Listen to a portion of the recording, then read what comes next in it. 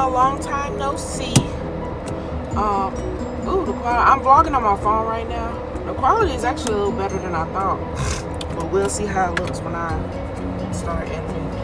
But anyway, I am vlogging on my phone because my camera is acting crazy right now. It's acting funny. I don't know what the heck is going on with it. Every time I press record, the screen, the viewfinder gets dark, as if the room is dark, and it's not. And then as soon as I stop recording, it goes back to the regular settings. So I tried playing with the settings, and for some reason it's still doing the same thing. So I don't know if the camera is just like I just need to get a new camera or what.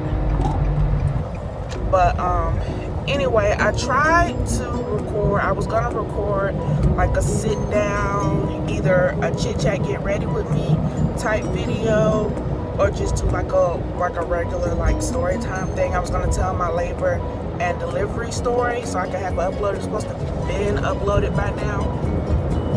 But I hope y'all can hear me because I do have the AC on. It's too damn hot not to have it on. And my phone is mounted like right in front of one of the vents. So I hope y'all can hear me. I'm gonna try to talk a little loud just to make sure. But anyway, right now, me and the baby, Zanaya, we are on our way to see my daddy and my grandma. Today is Memorial Day, and it's also my daddy's birthday. So we're going to spend time with him and celebrate his birthday and stuff. And then we're going to South Carolina to visit some other family. But anyway, so let's rewind, okay? Back to April 1st. I had a doctor's appointment. It was just a regular doctor's appointment. They weren't doing anything special as far as a sonogram or anything. It was just a regular doctor's appointment. So anyway, I go to the doctor and I give a urine sample as usual, and then they check my blood pressure. So the nurse checks my blood pressure, and I don't know what it was at that time, but she looked at the machine and she was like, I'm gonna do that again. And so then she took my blood pressure again, and the second time she took it, I guess it looked a little better, so she went on ahead and wrote that down. Or I don't know what it looked like. But anyway, so she took my blood pressure twice, and then so I went back out to the waiting area to wait to be called to see my doctor. So I get called to go see my doctor, and he looked at me and was like, your blood pressure is extremely high, and also your urine has a lot of protein in it, which indicates that you have preeclampsia. So, and one thing I forgot to tell y'all, after she took my blood pressure, the nurse, she asked me, had I been having headaches? And I said, yeah. And she was like, when you have headaches, are they like more so in the front of your forehead kind of? And I was like, yeah. And she was like, you see like little flutters and stuff? And I said, yeah, I did. I did one time, because I remember I woke up from a nap one day and I was coming out of my room, and as I was walking down the hallway, I saw like just colors like all over the place. And I only remember it happening at one time, but yeah, it did happen. So I was like, yeah. And so, and she obviously had to report all of that back to my doctor, and he was like, and with me seeing colors and stuff and having headaches at the front of my forehead, that's like a more advanced preeclampsia. So he was like, yeah, we're gonna have to admit you to the hospital, and you will not leave until after you have the baby, and you won't make it till May. So I was like, I have to go to the hospital today? And he said, yeah. Mind you, I'm like starting to panic a little bit in my head, because I was like, I was supposed to go to work that night. Like, that day was supposed to be like a regular day, go to my doctor's appointment, you know, go back home, eat, chill, get ready for work, and work that night. So, and he asked me, did I drive myself to my appointment? I told him, yeah. and he was like, we're gonna need you to call somebody and see if they can come and pick you up and take you to the hospital, and you can, you know, somebody can probably just come back and get your car later, because I don't want you having a seizure. And then he started telling me the story about a patient he had years ago. She got diagnosed with preeclampsia, and when he, you know, told her he had to admit her to the hospital, she asked, was it okay to drive herself to the hospital? And back then, because she kept saying she felt fine, he allowed her to drive herself to the hospital. So on the way, she decided to go home and freshen up and pack a bag, and she ended up having a seizure in the tub. And so because of that incident, ever since then, he said, you know, whenever a patient gets diagnosed with preeclampsia, he'd rather have somebody else drive them to the hospital just to avoid, you know, anything like that from happening. So I had to call my mama and get her. I had called everybody. I had called my mama first because she was the one who came and got me and took me to the hospital. Well, I went back to the house, packed the bag, all that stuff. I just packed some clothes. I didn't know what the hell to pack. My mama was kind of telling me what to pack and stuff, but I was like, oh my goodness. So anyway, got to the hospital. That was April 1st. My original due date was May 24th, which was a couple days ago. So I wasn't technically supposed to be having Zanaya until a couple days ago. So you only supposed to be a couple days old, baby girl, and you're 6 weeks. But anyway, yeah, I went in on April 1st, and I ended up having her on April 15th. They tried to induce my labor. They started that Friday, so I want to say like the 12th, I believe, is when they actually started with the they put the Cervidil, I think it's called.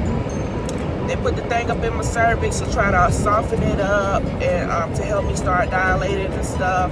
And it was all good until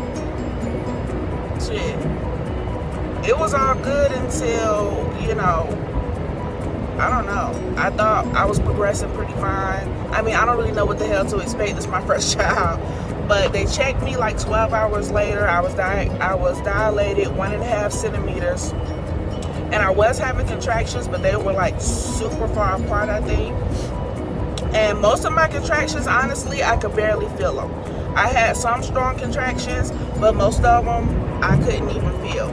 But because I was hooked up to a monitor, they had monitors and stuff on my stomach, they could tell on the monitors that I was having contractions, but I couldn't feel a lot of them. So anyway, we had tried this process for about a good 3 days. And I stayed at 1.5 centimeters Friday night, Saturday, and Sunday. And Monday, going into Monday afternoon, I stayed at 1.5 centimeters dilated. So about 2:45-ish on that Monday, April 15th, a nurse had came in and said that my doctor told them to prep me and stuff like that, get me ready, because he was going to give me a C-section at 5 o'clock. Start panicking a little bit again, because none of my family or whatever was at the hospital at that time, because I was supposed to have had her like Saturday. So I'm like, girl, you talking about I'm supposed to be having a C-section at 5 o'clock, and it's almost 3 o'clock, so that's like 2 hours away. So she walked out the room and stuff, told me she was gonna get the stuff and get ready because she had to shave me down and stuff. So when she left out the room, I called my mama, told her, you need to get up here because I'm having my C-section at 5 and all that. So I called my grandma, I called everybody.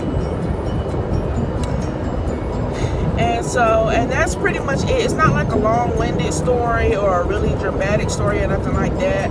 I really wanted to have a vaginal birth, but unfortunately things weren't, you know, progressing quick enough.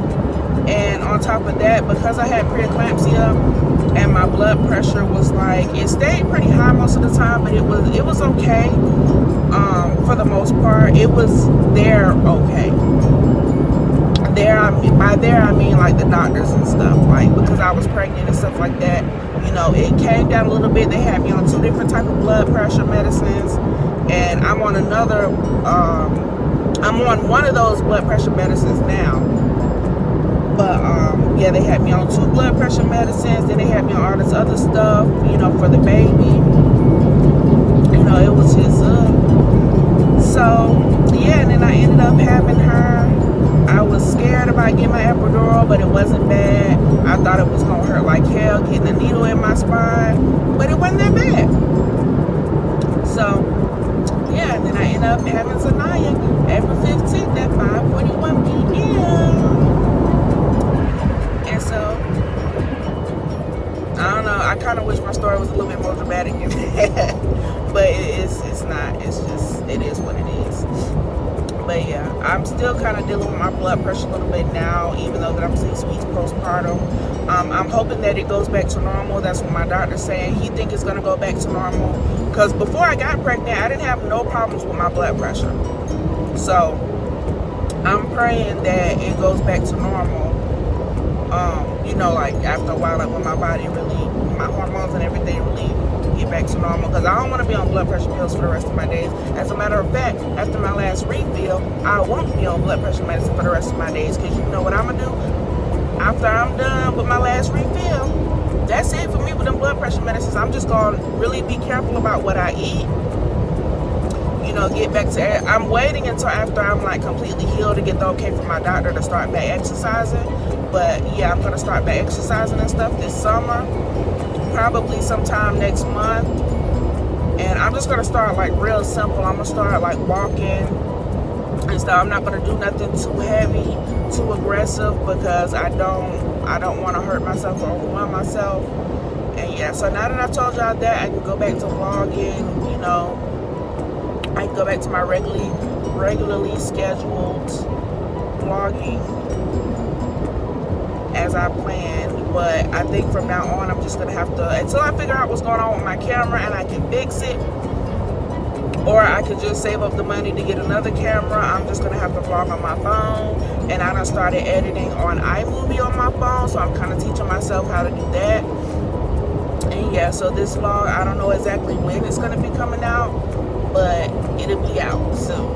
Okay, so I love y'all. Thank you so much. And welcome baby Z to the group. She in the back seat. Y'all can't see her obviously, but